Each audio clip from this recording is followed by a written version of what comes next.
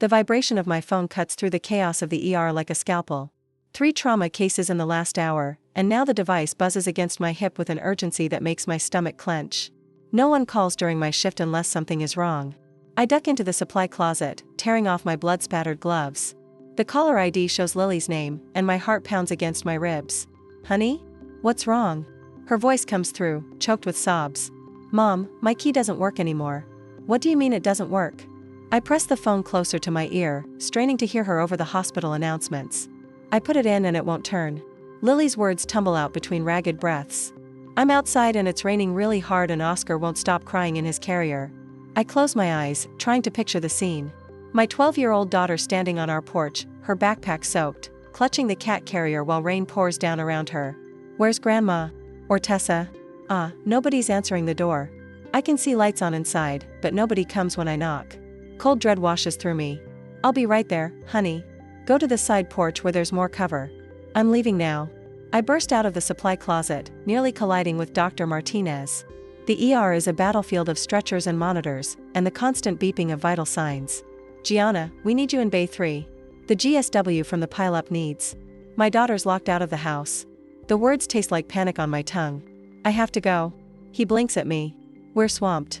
Can someone else get her?" There is no one else. The truth of those words hits me with startling clarity. There never has been. I push past him toward the nurse's station, where Supervisor Wheeler is updating charts, her eyes narrow as I approach. "Nancy, I need to leave. Family emergency." She sighs heavily. "Gianna, we're short 3 nurses already. Can it wait until, my father just died, Nancy?" The words land between us with the weight of the earth. "Go. Ken, the rain is coming down in sheets by the time I pull into our driveway." Through the windshield wipers, I can make out Lily's small figure huddled under the side porch overhang. Her hair is plastered to her head, uniform soaked through. The cat carrier at her feet emits miserable yowls. I leave the car running and sprint through the downpour, water soaking through my scrubs in seconds. "I'm here, baby. I'm here. I'm here." Lily collapses against me, her body shaking. "Why doesn't my key work?" "I don't know, honey." I stroke her wet hair, my mind racing. "Let me try mine." We move to the front door, and I notice the curtains shift slightly in the living room window. Someone's home. My key slides in but won't turn, just as Lily said. I pound on the door. "Hello? Marjorie? Tessa? Open up." The door swings open, and I find myself face to face with my mother. Marjorie stands in the entryway, wineglass in hand, her silver hair perfectly coiffed. Behind her, my half-sister Tessa leans against the wall, swirling her own glass of red wine. "Well?" Marjorie takes a slow sip, her eyes traveling over our drenched figures. "You got here faster than I expected. What's going on?" I ask, trying to usher Lily inside. "Why aren't our keys working?" Marjorie blocks the doorway with surprising firmness for a 65-year-old woman. "We've decided you and Lily don't live here anymore." The words don't make sense at first, like they're in a language I don't speak. "What are you talking about?" "This is our home." "Not anymore." Tessa steps forward, smirking. She points toward the street. "Your things are on the curb. What's left of them anyway?" "The rain's been pretty brutal today." I follow her gesture and see cardboard boxes disintegrating in the downpour. Clothes and books spilling onto the sodden lawn. My medical textbooks. Lily's school projects. Our lives dissolving in the rain. Oscar lets out another pitiful meow from his carrier, his cries cutting through the sound of rainfall. Something cold and hard settles in my chest. I look at Marjorie, at the woman who gave birth to me, who I moved back home to help when Dad got sick, and see nothing familiar in her eyes. "Understood." My voice comes out quiet but steady. Tessa's eyebrows rise, like she's disappointed by my lack of hysterics. 2 years ago, I'd given up my downtown apartment, paused a promotion track at the hospital, to move back and care for my terminally ill father, Dr. Peter Reynolds had been respected by everyone except, apparently, his own wife. I'd fallen into the familiar pattern, stepping in when others stepped back. Working 14-hour hospital shifts, then coming home to manage medications, appointments, and the household while Marjorie played bridge and Tessa visited only when "You've always been the strong one, Gianna." I'd made an unspoken promise to hold our family together after his death. I just hadn't expected to be fighting for survival quite so literally. "Come on, Lily," I say softly, turning away from the door. "Let's get our things." We walk back into the rain, toward the soggy boxes on the curb. Lily's shoulders are shaking, but she doesn't cry. She's her mother's daughter. I pop the trunk of my Honda CR-V and start gathering what I can salvage. Books with warped pages. Photo albums where colors bleed together like watercolors. Lily's science fair ribbon. the ink running down the fabric. Marjorie steps onto the porch, watching us. "Your father spoiled you," she calls out. "This was always my house." I notice the neighbors' faces and windows across the street, watching the spectacle. Mrs. Donovan, with her hand over her mouth. The Fishers, whispering to each other behind their curtains. I walk back to the door one last time, rain streaming down my face. "We'll be at the Residence Inn on 5th, I say calmly. "Forward our mail."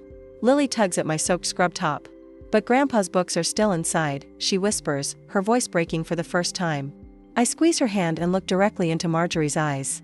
"Trust me, honey, this isn't over." Something flickers across my mother's face. Surprise, perhaps, at not finding the doormat she's used to walking over.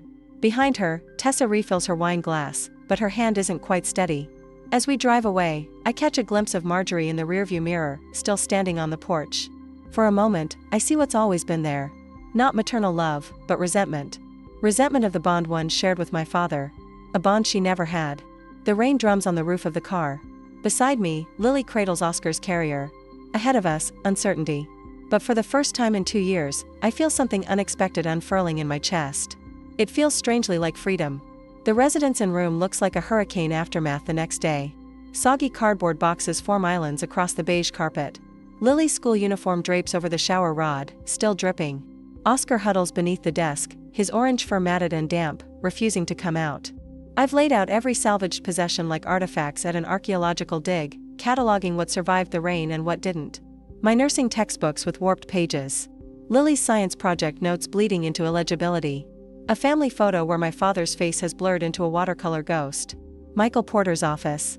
A crisp voice answers on the 4th ring. "This is Gianna Reynolds," I say, pressing the phone against my ear. "I need to speak with Michael immediately. It's about my father's estate." "I'm sorry, Miss Reynolds, but Mr. Porter is in court today and—" "Tell him it's Peter Reynolds' daughter, and that Marjorie has locked us out of the house." Silence hangs on the line before the receptionist says, "Hold please." Michael's voice comes through moments later, breathless. "Gianna, what's happening?" I explain the situation in the clinical, detached way I report patient conditions, locked doors, changed locks, possessions in the rain. Facts without emotion. "That's impossible," Michael interrupts. "Gianna, your father transferred the house to you and Lily's trust 6 months ago." The room seems to tilt sideways. "What?" "Peter put the house in a trust for you and Lily. Marjorie has no legal right to be there, let alone lock you out." I sink onto the edge of the bed, legs suddenly unable to support me. Why wouldn't he tell me? There's a letter with the documents. He asked me not to mention it until it became necessary. Lily emerges from the bathroom, her hair wrapped in a hotel towel. She watches me with eyes too old for her 12 years. "I'm coming to your office," I tell Michael. "Now." An hour later, I'm staring at legal documents spread across Michael's mahogany desk. Property transfer forms, trust agreements. All signed, notarized, and filed with the county. "Your father was very thorough," Michael says, sliding a sealed envelope toward me. "He wanted you to have this if something like this happened." The envelope bears my name and my father's distinctive doctor's scrawl. I break the seal and unfold a single page. "My dearest Gianna. If you're reading this, then Marjorie has done exactly what I feared she might. The house is yours and Lily's now. It always was, in my heart. Marjorie has never appreciated what she has, not the home, not you, and certainly not me. I've watched her resentment grow over the years, especially toward you. You returned home when I needed you most, sacrificing everything. You've always been the one who carries others, even when your own shoulders are breaking. Take care of our girl, and the home will take care of you both. All my love, Dad." A single tear lands on the signature, blurring the ink like rain on cardboard. "Your father knew this might happen," Michael says quietly. "We have everything we need for an emergency injunction. Marjorie and Tessa are there illegally." My phone buzzes with a text from Karen Westfield, our neighbor across the street. "They're rearranging furniture and painting your bedroom. Tessa's SUV has been going back and forth all day with more things. Tessa's moved in completely," I tell Michael, showing him the text, "within 24 hours of locking us out." Michael's mouth tightens. This was planned well in advance. "I need to understand what we're up against," I say, the nurse and me needing a full assessment before treatment. "What can they do? Marjorie is your mother, she'll use that claim you abandoned your father, that you're an unfit mother to Lily." Michael hesitates. "Tessa called me this morning actually, said she's concerned about your mental health after your father's death, that you've been erratic."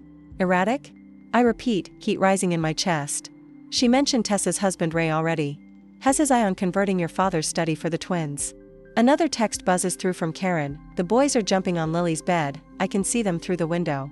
Something shifts inside me. I stand and walk to the window overlooking downtown Austin. My hospital ID badge hangs from my neck, the laminated photo showing a woman in scrubs, ready to save lives. I catch my reflection in the glass eyes, hard as river stones, jawline set. I save strangers every day, I whisper. It's time I saved us. Behind me, Lily looks up from the box she's sorting. She watches me with cautious hope, like someone observing the first sprout pushing through scorched earth. This isn't about revenge, I tell Michael, turning back to the desk. It's about justice. I make 3 decisions in rapid succession, the way I triage patients in a mass casualty. I'm calling in sick for the next 3 days. I need to build our case. Michael nods, already pulling out forms. I'll file for emergency possession. Your father knew this might happen, Gianna. He left everything prepared.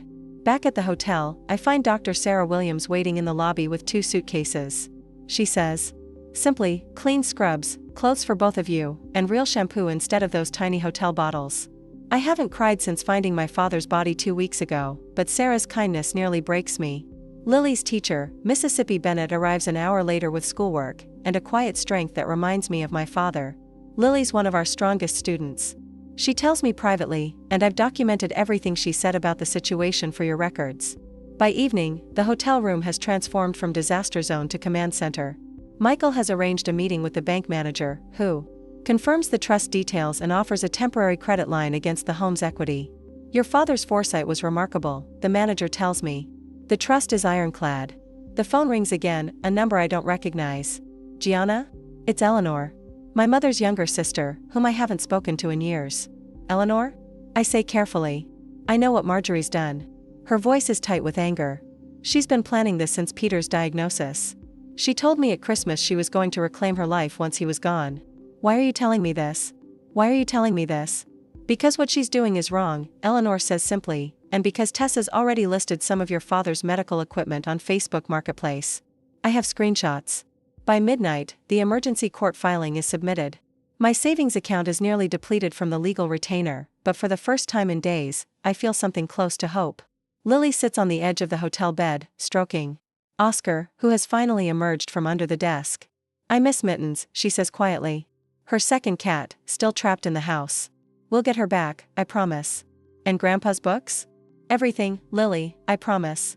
She studies my face with that penetrating gaze she inherited from my father. Mom? Yes? The hardest person to stand up to is your mother. She repeats the line from a book we read together last summer, but the words carry the weight of ancient wisdom now. I sit beside her, drawing her close. Yes, but not as hard as letting her hurt you. My phone lights up with a text from Michael. The law is unquestionably on your side. Outside, rain taps against the window, gentler than before. Not washing things away this time, but cleaning them. Making them new. Marjorie's Facebook post appeared on my phone at 3:17 a.m. a week later. I'd been awake anyway, staring at the hotel ceiling, listening to Lily's gentle breathing from the next bed. Please pray for our family during this difficult time, my mother had written. After Peter's passing, Gianna has chosen to abandon the family home where she was raised. Some grief manifests as rebellion, even in adults. Your support means everything. 27 sympathetic comments already. Hearts and prayer hands from church members who'd known me since childhood. I set the phone down without replying. Documentation, not reaction. That's what Michael had emphasized yesterday. Mom? Lily's voice came from the darkness. You okay? Just checking messages, honey. Go back to sleep. I can't. Mrs. Peterson sent me a weird text. Tessa told her mom I might not be at school because of your mental health issues. The words hit like ice water. Tessa had started spinning stories at Lily's school. By morning, the wolves were circling. Aunt Catherine called while I was in the shower. Uncle Robert, while we ate breakfast. Cousin Jennifer, during our drive to Michael's office. All of them concerned about my erratic behavior since Dad's death. They're creating a narrative, Michael said, spreading documents across his desk. Marjorie's refusing certified letters. 3 attempts already. I nodded, flipping open my notebook. Tessa's husband Ray followed me into the hospital parking garage last night, said I was making things harder than they need to be. Michael's eyebrows shot up. Did anyone witness this? Security cameras would have. I've already requested the footage. A smile touched the corner of Michael's mouth. You're getting good at this. The wall calendar behind him showed today's date circled in red. 1 week since the lockout. 1 week since everything changed. My nurses are documenting every minute I spent at the hospital while caring for Dad. I said, tapping my pen against the notebook. Dr. Nichols is preparing a statement about Dad's mental competency when he made the trust changes. The sheriff's office confirmed they'll enforce any court order we receive, Michael added, and I spoke with hospital administration this morning. They're offering their full support. Something unfamiliar flickered in my chest. Not the panic of that first night, not the stunned disbelief of learning Dad had transferred the house to me. Something steadier, calmer. I need my daughter's birth certificate, I said, and Dad's medical files. They're in the filing cabinet in his study. Michael's pen paused mid-note. We can request duplicates through. I want the originals. Today. 40 minutes later, I parked 3 houses down from what was legally my home. The cruiser I'd arranged sat quietly at the corner, Officer Banks giving me a subtle nod. The walkway to the front door felt both familiar and foreign. 7 days ago, I'd stood here, soaked to the skin, watching my life unravel. Today, my footsteps sounded different on the concrete. Marjorie answered on the third knock, her face freezing in mid-smile as she registered who stood before her. You're not welcome here, she said, hand gripping the door edge. I pressed record on my phone, holding it visibly. I'm legally requesting my daughter's birth certificate and my father's medical records. Tessa appeared behind Marjorie, her face flushing. We'll call the police if you don't leave. I've already notified them I'd be here. I nodded toward Officer Banks, who'd stepped out of his cruiser. This is a documented request for my legal property. Marjorie's eyes welled with tears, a familiar tactic that had worked on me countless times before. After everything I've done for you. When the tears didn't move me, something shifted in her expression. The sadness hardened into something sharper, more dangerous. You think you can take what's mine? Her voice cut like glass. Your father never appreciated me either. Mrs. Daniels watered her flower beds across the street, pretending not to listen. Mr. Wilson slowed his walk, dog pausing conveniently near our driveway. The filing cabinet and Dad's study, I repeated. I'll wait here while you bring the documents. 10 minutes later, I walked back to my car with a manila envelope. Inside was the original birth certificate and a folder containing Dad's medical history. Small victories. Necessary ones. The next morning, Dr. Williams met me in the hospital cafeteria before my shift. I've completed my statement about your father's care, she said, sliding a sealed envelope across the table. 2 years of watching you run yourself ragged, caring for him while working full-time. No jury would question your dedication. Mrs. Bennett, Lily's teacher, called that afternoon. I've documented Lily's relationship with her grandfather, she said, how he attended every school function when you were working, how she read to him daily during his illness. By evening, Michael had filed an emergency possession order with 17 signed affidavits. Eleanor called, he said when I arrived at his office. Marjorie's been photographing family heirlooms for an estate sale website. I felt my jaw tighten. Dad's collection? And your grandmother's silver. The antique furniture from the library. The hospital chaplain, Father Morgan, had left a message on my phone. He provided a character witness statement about my visits with Dad, the prayers we'd shared, the family Bible I'd brought to his bedside. People were choosing sides. Not the sides Marjorie had anticipated. Thursday brought the shift I'd been waiting for. The judge reviewed our case and expedited the hearing date. I want to deliver this personally, Michael said, holding up the notice of eviction. His eyes gleamed with something between mischief and justice. I sat in my car across the street, watching as Michael approached the front door in his crisp suit. Marjorie answered, accepting the certified letter with obvious reluctance. Through the windshield, I watched her face as she read the opening lines. The letter trembled in her hands when she reached the declaration. Property owner, Gianna Reynolds. Tessa appeared in the doorway, phone pressed to her ear, lips moving rapidly as she called their attorney. Marjorie didn't move, the paper still clutched in her hands as Michael walked back to his car. For the first time since this began, I saw something besides manipulation in my mother's expression. Understanding. The realization that I wouldn't back down. That evening, Michael spread our documentation across his conference table like a general mapping a battlefield. Court affidavits from 3 of Dad's doctors confirming his mental competency. Trust documents with the ownership transfer timeline highlighted. The photographs I'd taken of our belongings on the curb, rainwater seeping through cardboard, Lily shivering under the porch light. The calendar is particularly powerful, Michael said, pointing to the color-coded schedule I'd maintained. Green for Dad's appointments, blue for medication changes, red for emergency room visits. 2 years of caretaking condensed into 12 meticulous pages. And these, he added, tapping the financial records, showing every mortgage payment I'd made. Every utility bill I'd covered while Marjorie spent her widow's pension on bridge club dues and weekend trips to Galveston. The law doesn't care about feelings, Michael said, gathering the papers into a leather portfolio. It cares about facts. My phone buzzed as I pulled into the hotel parking lot that evening. A text from Michael. Court date moved up. Tomorrow, 9 a.m. Lily sat cross-legged on the hotel bed, Oscar purring in her lap, when I told her, "What happens if we lose, Mom?" Her voice sounded so small, nothing like the confident 12-year-old who'd aced her science presentation last month. I sat beside her, running my hand over Oscar's soft fur. "We won't. Your grandfather made sure of that." Later, after Lily fell asleep, I opened the folder I hadn't shown Michael. Inside was a handwritten letter from Dad to the judge, dated 3 weeks before his death, explaining why he'd transferred the house to me instead of his wife of 40 years. His elegant doctor's handwriting filled 3 pages with truths Marjorie never wanted exposed. Tomorrow the final battle. But tonight, for the first time since the rain-soaked lockout, I slept without waking. The courthouse gleams like a fortress in the morning sun as I adjust my blazer. No scrubs today. Today I am not Gianna the nurse, but Gianna the plaintiff, fighting for what's rightfully mine. Lily stands beside me, her posture straight despite her trembling hand in mine. "Ready?" Michael Porter asks, briefcase bulging with our ammunition. I nod. We've prepared for this. Inside, the polished floors reflect our determined faces. Courtroom smells of furniture polish and nervous sweat. I scan the room and freeze Marjorie and Tessa already seated, heads bent in conspiratorial whispers. My mother looks up, her practiced smile faltering when she sees the calm in my eyes. No hysteria. No begging. Just quiet certainty. Michael begins arranging documents on our table. The judge assigned to our case is thorough. She'll appreciate our attention to detail. Will they make me talk? Lily whispers, her eyes fixed on Tessa's twin boys slouching in the back row. Only if you want to, I tell her, though Michael had prepared her just in case. Judge Harriet Caldwell enters, her silver hair pulled back severely, eyes missing nothing. Reynolds family trust dispute, temporary possession hearing, she announces, settling into her chair. Michael rises first, presenting a leather portfolio.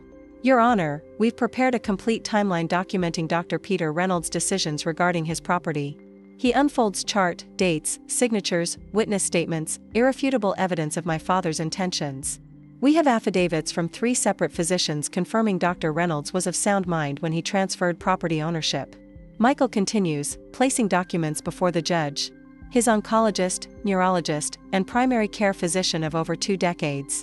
Michael pulls out financial records next, bank statements demonstrating Mrs. Marjorie Reynolds' minimal financial contributions to household expenses, while Ms. Gianna Reynolds covered property taxes and maintenance costs alongside her father. I notice Marjorie's attorney shifting uncomfortably. Tessa's face darkens with every new document Michael presents. Additionally, Michael says, tapping his tablet, we have video deposition from attorney James Wilson, who prepared the original trust documents. The courtroom screen flickers to life. My father's attorney appears, gray and dignified. Dr. Reynolds was explicit in his wishes. The property was to transfer to his daughter Gianna and granddaughter Lily's trust upon his death. He had concerns that Mrs. Reynolds might attempt to circumvent his intentions. Marjorie's gasp is audible across the room. Our final witness approaches Ms. Patricia Hendricks, Lily's school counselor, a woman with unshakable professionalism. Lily has exhibited significant distress since being forcibly removed from her home. She testifies. Nightmares, anxiety, decreased academic performance, the stability of her home environment was critical following her grandfather's death. I squeeze Lily's hand under the table. She's staring straight ahead, chin raised just like my father's used to be when facing a difficult diagnosis. The judge nods. Let's hear from the respondents. Marjorie's attorney rises. Gordon Shaw, expensive suit, artificial smile. Your Honor, this entire situation stems from a tragic misunderstanding. Mrs. Reynolds had every intention of allowing her daughter and granddaughter to remain in the house temporarily. Marjorie produces a handkerchief, dabbing at invisible tears. I cared for my husband throughout his illness. She claims, voice quavering perfectly, throughout our marriage, tending to his every need. Gianna was rarely home, always at the hospital. My fingers curl into my palm, nails biting flesh, a lie so blatant it steals my breath. Tessa approaches next, armed with photographs. Here's our family at Christmas, she says, showing images of forced smiles. And here's Mom helping Dad with his medication. One carefully curated moment caught on camera, ignoring the 100 times I'd found his pills untouched when I returned from shifts. Character witnesses from our church file forward people who'd visited for an hour on Sundays. Gianna was rarely present for church functions, Mrs. Patterson says, avoiding my eyes.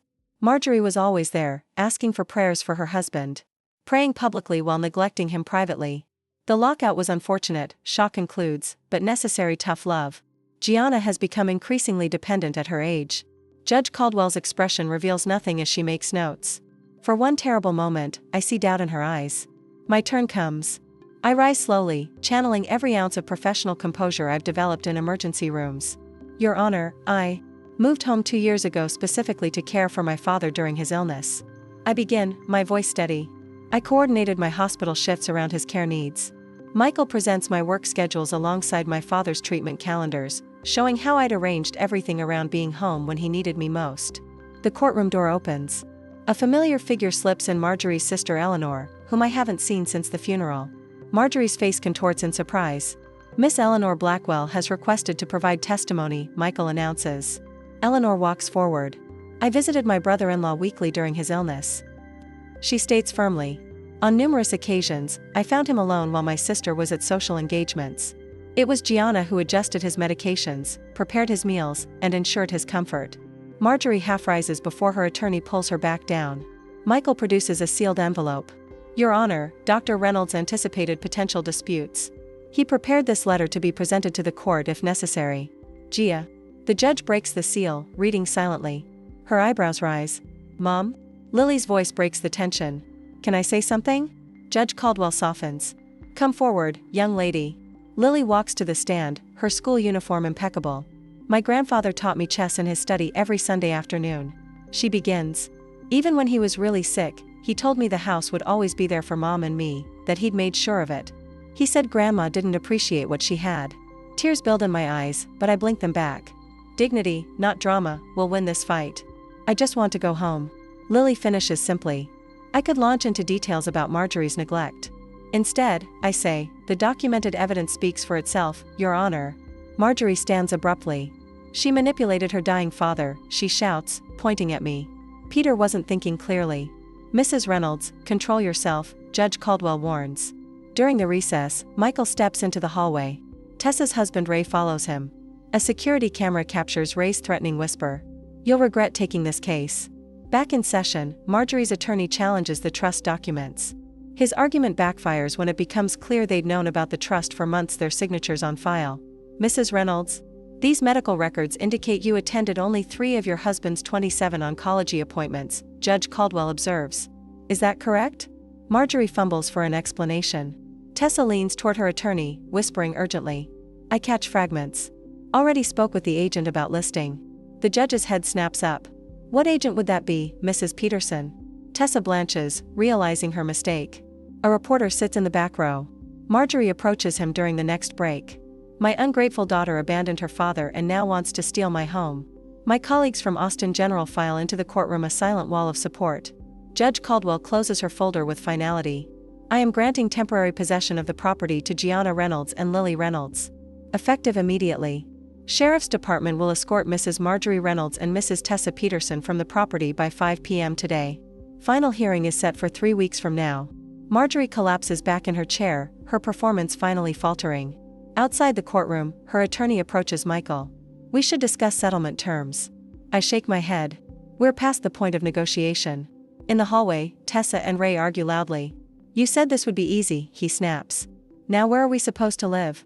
I lead Lily toward the exit. The sunlight outside feels different, somehow cleaner, brighter. Is it over? Lily asks, looking up with cautious hope. Almost, I tell her. Keys already in hand. We're going home. The phone rang at 7:15 a.m. I stared at the caller ID, my thumb hovering over the screen. Mother. 3 days before the final hearing. Gianna, Marjorie's voice quavered when I answered. I didn't sleep all night thinking about this situation. I said nothing, letting the silence stretch between us. I'm still your mother. Her voice broke. Family should come first. You know that's what your father would want. I stirred my coffee, watching the cream swirl. Dad made his wishes very clear in the trust documents. People are talking, Gianna. The whole church is praying for reconciliation. The wobble in her voice hardened. Pastor Williams called yesterday. He reminded me that Christian forgiveness requires reconciliation. My phone buzzed with an incoming text. Uncle Robert, we need to find a compromise before Thursday. This is tearing the family apart. Tessa's boys are devastated, Marjorie continued. They've already moved their things into the upstairs bedrooms. Now they have to pack again. Those rooms never belonged to them. I said quietly, we could share the house, Marjorie pressed. You and Lily take the main bedroom and study. We'll take the guest room and den. Common areas can be. No, the word fell between us like a stone. You're being cruel, Gianna. Her voice sharpened. What happened to the daughter who nursed her father for 2 years? Who put everyone else first? She got locked out in the rain. I ended the call as another text arrived. I set my phone face down on the counter, my hands trembling slightly. Mom? Lily stood in the doorway, Oscar winding around her legs. Was that Grandma again? Yes, honey. I forced a smile. Nothing important. Michael called an hour later. Marjorie's attorney filed a motion this morning. They're requesting a mental health evaluation, claiming your grief has impaired your judgment. My stomach clenched. Can they do that? It's a delay tactic, Michael said. But the hospital called me too. Someone filed an anonymous complaint questioning your professional stability. The word struck like physical blows. 2 years of night shifts while managing Dad's care. Never missing a medication schedule. Documenting every treatment. The school principal left a message. I told him. Apparently, Tessa's been telling parents that Lily's not doing well in our temporary situation. I glanced toward Lily's room, where she was quietly reading. Michael, am I being too harsh? Should I consider some kind of no? Michael cut in. Remember what your father wrote in his letter to the judge. Marjorie has never appreciated boundaries, which is why I've drawn this one so clearly. Stay the course, Gianna. Wednesday morning, the day before the final hearing, my phone rang as I was preparing Lily's lunch. Miss Reynolds, this is Janet from the clerk's office. We can't locate your documentation folder for tomorrow's hearing. Cold dread washed through me. What? All our evidence was submitted last week. It's not showing in the system. We need these documents by noon, or the judge may grant another continuance. I called Michael immediately. His assistant answered. He's in court until 11. What's happening? I explained the situation as I raced to the hotel desk for the backup flash drive. I saved copies of everything, but we'll need to reprint all the affidavits and get them notarized again. I'll meet you at the office in 20 minutes, she promised. I turned to find Lily watching me, backpack in hand. You're going to be late for school. Grandpa's tablet, she said suddenly. The blue one. He backed up all his important papers to the cloud. The password is your birthday. 3 hours of frantic work. Michael requested a delay when he finished his other case. The judge granted us exactly 90 minutes. We made it by 11 minutes, Michael said, collapsing into a chair as the clerk stamped our reconstituted evidence folder. Someone deliberately misplaced our files. Just one more day, I whispered. Thursday morning dawned clear and cool. I stood by the mailbox at 9:27 a.m., watching the sheriff's department vehicles pull into the driveway. 2 deputies in crisp uniforms approached the front door while another positioned himself near the garage. Michael stood beside me, legal briefcase in hand. Are you ready for this? I nodded, unable to speak. In the car, Lily sat clutching a framed photo of my father, her face solemn. The lead deputy knocked firmly. Sheriff's department, open the door, please. Tessa answered, her face flushed. What's the meaning of this? The deputy held up an official document. I have a writ of possession to execute. Are you Marjorie Reynolds? I'll get my mother, Tessa said, her voice tight. Marjorie appeared moments later, hair perfectly styled despite the early hour. I need to see that order. I'm not letting strangers into my home. Ma'am, I'm required by law to read this aloud. Then you'll have 20 minutes to collect essential personal belongings under supervision. As the deputy read the court order, Marjorie's eyes found mine across the lawn. The hatred in them was palpable. You have 20 minutes, the deputy concluded, will accompany you to ensure only personal belongings are removed. I remained by the mailbox as deputies entered with Marjorie and Tessa. Michael activated the recording feature on his phone, documenting the entire process. Inside, I heard Marjorie's voice rising in protest. Those are family heirlooms. They belong to my husband's mother. Ma'am, we have an inventory list provided by the court. Those items are specifically listed as property of the trust. I closed my eyes, remembering the meticulous room-by-room inventory I'd created before moving back. Every photograph, every book, every piece of silver documented with my father's signature. A deputy emerged, carrying a cat carrier. Found this little guy hiding under a bed, seems a bit malnourished. Oscar's plaintive meow made my throat tighten. I took the carrier to Lily, who opened the door immediately, tears streaming down her face. He's so skinny, Mom, she whispered, fingers gently stroking his fur through the grate. The minutes ticked by. Deputies carried out boxes of clothing and personal items, checking each against the inventory. I heard Marjorie's voice rising again, then Tessa's husband raised deeper tones, joining the argument. Sir, step back now, came a deputy's firm command. Threatening language will not be tolerated.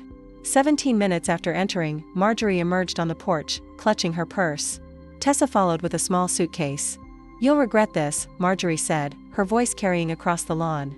When you need family most, remember this moment. I met her gaze steadily. You already taught me how regret feels, standing in the rain with my daughter. The lead deputy approached with a clipboard. Miss Reynolds, we've completed the formal transfer of possession. There are several items missing from the inventory. We've documented everything for your attorney. He handed me a ring of keys, house keys, garage keys, the physical symbols of what had always been rightfully mine. Your father's medical equipment was improperly stored in the basement. The deputy added quietly. Some damage appears deliberate. We've photographed everything. Marjorie walked stiffly to her car without looking back. Tessa paused at the bottom of the driveway, something like recognition flickering across her face before she turned away. Ray glared at me from their SUV until a deputy pointedly approached his window. Two vehicles pulled away in opposite directions. Neighbors who had gathered on porches and behind curtains slowly dispersed, witnesses to justice rather than drama. My phone buzzed with incoming messages. Uncle Robert, we had no idea things were this bad. Call if you need anything. The security system is reset with your code, Michael said, tucking his phone away. I've filed for a restraining order as a precaution. Lily climbed out of the car, still holding her grandfather's photograph. She approached the porch steps slowly, as if unsure whether they might disappear beneath her feet. I stood in the doorway, keys in hand. Victory should have felt triumphant, but there was only a somber stillness, a household reclaimed, a boundary restored. As Michael drove away, I noticed a white envelope in the mailbox, my mother's handwriting instantly recognizable. I slipped it into my pocket, unopened. Some letters could wait for another day. The rain falls differently now, 6 months later. I stand at the kitchen window, watching droplets track down the glass, remembering that night when Lily and I stood drenched on the porch, locked out of our own lives. Dad's study remains untouched, a shrine of sorts. His medical journals line the shelves, his reading glasses rest on the desk. The only change is the small wooden plaque Lily made, Dr. Peter Reynolds Memorial Reading Room. Sometimes I sit in his chair, breathe in what's left of him, and read his journals. Not because I must, but because I want to. Lily's garden flourishes in the backyard, despite the autumn chill. The Peace Project, she calls it. Rows of hardy mums and late-season vegetables, each plant tagged with careful handwriting. She tends it daily with a dedication that reminds me of her grandfather. The promotion letter from Austin Memorial sits framed on my desk, nursing supervisor, emergency services. Dr. Williams insisted I accept it. Your father would be proud. She'd said, squeezing my hand. And you've earned it. I'd cried then, the first tears I'd allowed myself since the eviction. The new security system hums quietly in the background. 6 cameras, motion sensors, reinforced locks. Not from fear, but from a promise to never again be vulnerable. Mom? Lily's voice floats from the front porch. Come watch the rain with me. I pour 2 mugs of chamomile tea and join her. We sit in matching rocking chairs, just as we did on countless evenings with Dad before his illness took him. The rain falls steadily, turning our yard into a glistening canvas. It's raining just like that day, Lily says softly, fingers wrapped around her mug. She's grown taller these past months, her face losing some of its childish roundness. The trauma aged her, but the healing has given her a quiet strength. Yes, I say, watching water sheet off the new porch roof. Same weather, different feeling. Lily rocks gently, her eyes tracking the rainfall. This is our home now, she says, not a question but a statement of hard-won truth. I reach across the space between us, squeezing her hand. It always was. The rain that once symbolized our rejection now sounds like a lullaby, nature's percussion, accompanying our evening ritual. Later, I sit at my desk, journal open before me. Therapy homework, technically. But it's become more than that. Tonight's prompt stares up at me, how has your definition of strength changed? My pen hovers, then begins to move. Strength isn't just endurance. For so long I thought being strong meant carrying everyone's burdens, never complaining, always saying yes. I confused sacrifice with love.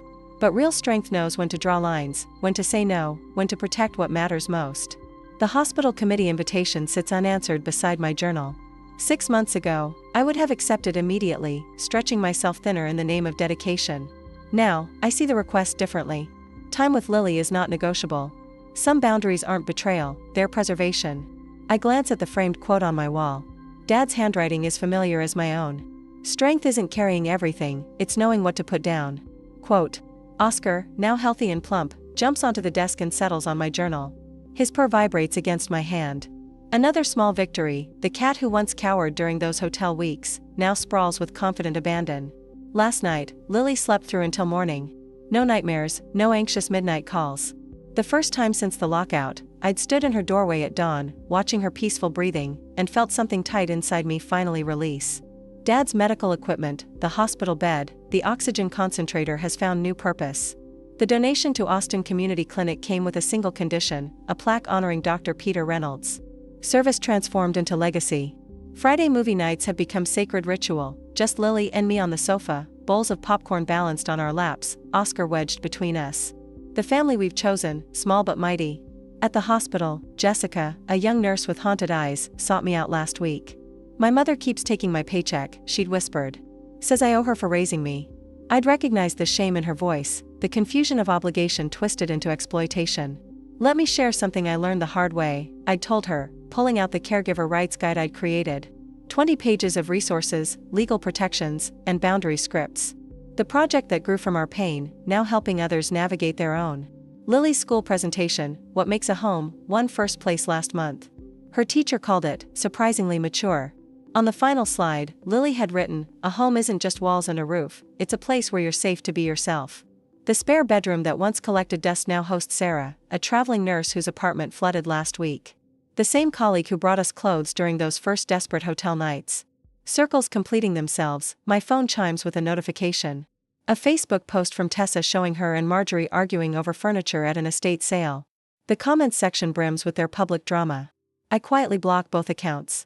Eleanor's message arrived yesterday, tentative, hopeful. "Maybe it's time for healing?" She'd written. "Family should find its way back together." My response took hours to craft. "Eleanor, I value your place in our lives, but reconciliation requires acknowledgement and change. Neither has happened. My door remains open to you, but my boundaries with Marjorie and Tessa are not negotiable." The unopened letter from Marjorie sat in my desk drawer for months. I finally read it last night, 5 pages of justifications, selective memories, and subtle blame. No apology. I filed it away without response. Choosing peace over the exhaustion of engagement. The rain intensifies as evening deepens. Lily brings her watercolors to the porch, capturing the glistening yard in blues and purples. I watch her work, struck by how her fingers move with certainty across the paper. Wind stirs the chimes hanging from the eave, the ones Lily and I made from Dad's medical alert tags. They catch the light from the porch lamp, sending gentle music into the damp air. Some storms wash things away. I say, watching raindrops catch in Lily's hair. Others help things grow. Lily looks up, brush poised mid-stroke. "I like this storm better." The security light flickers on as dusk settles, illuminating the handmade sign at the end of our driveway, Reynolds Residence. Not a declaration of ownership, but of presence. Of persistence. Have you ever had to choose between family peace and your well-being? What boundaries did you need to set to protect what matters most?